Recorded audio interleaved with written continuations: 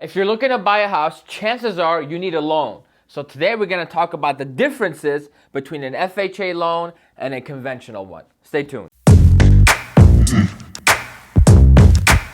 Hello there, ladies and gentlemen. I hope you're all having a fantastic day. If you don't know, I hope you do know. My name is Aram. I'm a real estate agent here in the Chicagoland area. And today's video is going to be a quick, straight to the point, give you some knowledge and get out of your way type of video. And if you enjoy it, hit the like button, please. Leave a comment with your feedback below. And of course, if you're watching on YouTube, subscribe. If you're watching on any other platform, please share it on your story or however you want to share it just so more people can see it. Gives me access to more people. I can help out a lot better that way. Now, without further ado, let me erase my board and get you the details. And we are back, ladies and gentlemen. I got this board full of beautiful, beautiful information. Let me get some kind of a marker I can point with, and let's get to work. Let us begin with FHA. If you're going to be buying a home for the first time, high likelihood you're going to go FHA, right? So let's look at the details. I made a video about how much money you need to buy a house. I kind of explained the differences between a down payment, but we're going to go into depth as to how these two things are different. So if you haven't seen that video, make sure you check it out. So FHA, the positives, by the way, I put positives in green, negatives in red. The positive is only 3.5% down. So you really don't need that much money to buy this home, right? A little quick negative, or it's not really negative or positive. The maximum amount of loan you can get with FHA is $368,000. That means after putting down 3.5%, your loan amount cannot exceed $368,000, right? So it kind of limits you to the lower price range. You get a lower interest rate. That's right. You get actually more lender credit, so your closing costs are significantly less. And then you also get lower credit requirements. If you have a 630 or higher credit score, you can buy a house through an FHA loan, no problem, should be relatively easy, right? Higher debt to income ratio threshold, which means, and that's at 57%. What that means is all your liabilities combined, all your bills on a monthly basis, can't exceed 57%. That includes your mortgage, taxes, and everything. Whereas with conventional, as you see, I think I put it, it's 49%. So what this does is it actually gives you more buying power, right? And in a market like now, that's what you need. And then you can actually get up to 6% seller credit if you're buying FHA, compared to conventional, that's only 3%, okay? Now let's talk about some negatives on the FHA side. There's a funding fee of 1.75% of the loan amount that is basically worked into a 30-year mortgage. So you have to keep that in mind.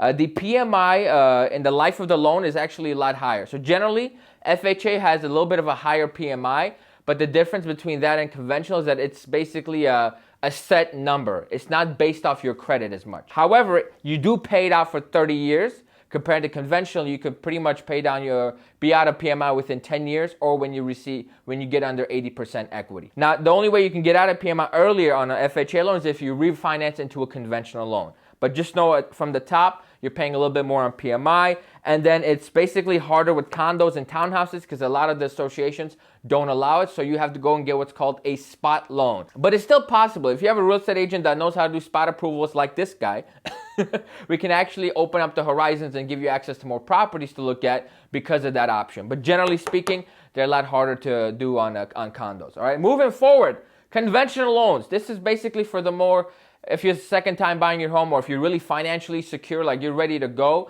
or if you're self-employed like me, chances are we're going to go with the conventional option. The limit you can get on a conventional loan is up to $510,000. That is a lot of house, okay? Now, the down payment is anywhere from 3 to 20% down. 3% is getting harder and harder to do, so 5% is going to be like the normal you're going to see in today's market as I make this video, November of 2020. 20% down, I don't see that as often just because with the rates being so low, it doesn't make much sense, right? But that's what conventional is. There is no funding fee, so it's a little bit cheaper on your closing costs. PMI actually falls off within 10 years, or when you get under, as soon as you have within 20% equity of the home, you don't have to pay PMI anywhere. So your monthly payment goes down probably by anywhere from $100 to $300. And it has much easier guidelines and less overall things to do. For example, if you're getting gift, right? If let's say your mom is going to pay some portion of your down payment as a gift to you. If you're getting a conventional loan, all we need is a copy of that check, right? If you're getting FHA, we need your bank statements, the copy of the check, plus the bank statements of the person who sent you the money, plus we need them to sign a letter that says I'm gifting this. So it's like a lot more guidelines. which is why for self-employed people, it's a lot easier to go conventional, okay? Some negatives. PMI and your rate are heavily impacted by your credit score. So oftentimes, if you have like a credit score that's like 650, even if you have the 5%, it makes no sense to go conventional because you're going to be killed on the PMI and on the interest rate. It makes more sense to go to FHA where it's not as heavily based on your credit score, the rates that you are going to be paying, okay? So that's one. The minimum credit score to have for conventional loan is 680. I believe the average American has less than that, so this is what makes it into the negative pile. But if you are 700 credit score or higher, it's almost always a better idea to go conventional because you're going to save on PMI and you're going to save on your interest rate, okay? And then you do get less lender credits because you go in conventional, you're less of a risk, less expenses. There's really not much going on there. And there's only 3% seller credits you can ask for, up to 3% of the purchase price. Basically, what this means is if you're buying a house for $200K, you can only ask for an additional 3% of of that amount in closing costs. Whereas with FHA, you can ask for 6%. So there's a way you can kind of finesse the system. So if you're putting 3.5% down and then you ask for 6% closing costs, guess how much you're putting down? Only 0.5%. But you didn't hear that from me. You did not hear that from me.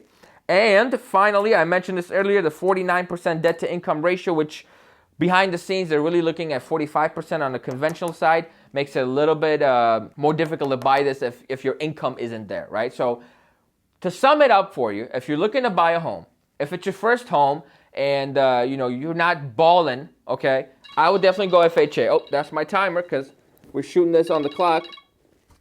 Like I said, I'd go FHA. However, if you got your finances right, your credit score is over 700, you got the 5%, and this makes a little bit more sense to you, go conventional, right? If you can go conventional, I think that almost always makes more sense, just because the fees overall, you end up paying less money in the course of 30 years plus your closing costs. But the name of the game is to buy something because nothing is more expensive than renting. I say it 1,000 times. And I'll say it 1,000 more. If you enjoyed this video, ladies and gentlemen, please, like I said earlier, hit that like button for me. Leave some feedback in the comments below. What did you not know that you now know? What knowledge did I bestow upon you? And what did you wish I covered a little bit more on? What should I dive deeper on? So let me know so I can know some ideas for future videos. And if you're watching on YouTube, please subscribe. And if you're on Instagram, Facebook, wherever else I post this, LinkedIn, please share with people so we can kind of get this information across a broader audience. Thanks again for watching. My name is Zara, Myself Real Estate. Call me when you need me. Bye-bye.